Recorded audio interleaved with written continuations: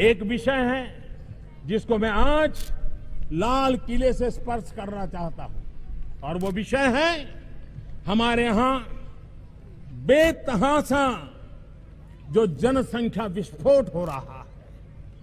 ये जनसंख्या विस्फोट हमारे लिए,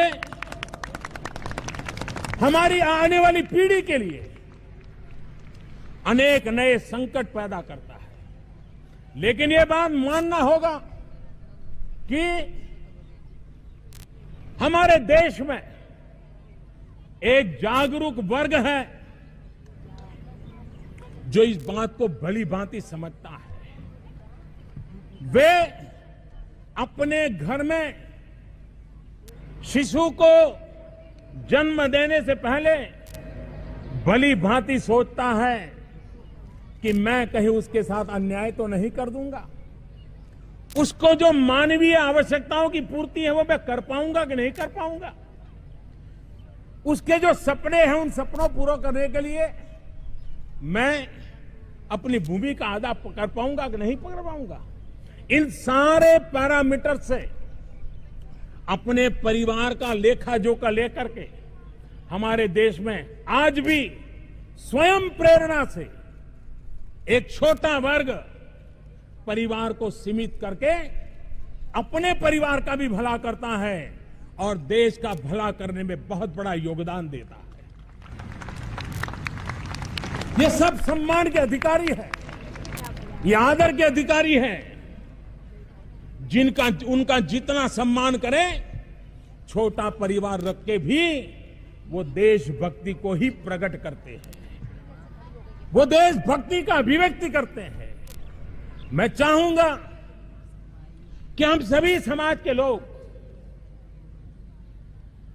इनके जीवन को बारीकी से देखें तो उन्होंने अपने परिवार में जनसंख्या वृद्धि से अपने आप को बचा करके परिवार की कितनी सेवा की है।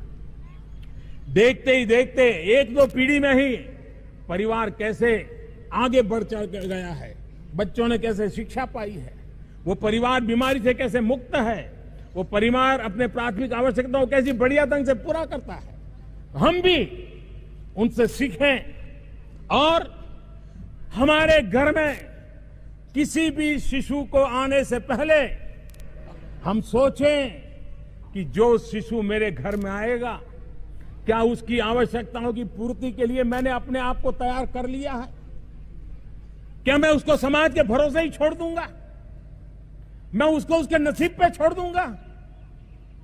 कोई मां बाप ऐसा नहीं हो सकता है कि जो अपने बच्चों को इस प्रकार की जिंदगी जीने के लिए मजबूर होने वाले फिर भी बच्चों को जन्म देता रहता हो। और इसलिए एक सामाजिक जागरूकता की आवश्यकता है।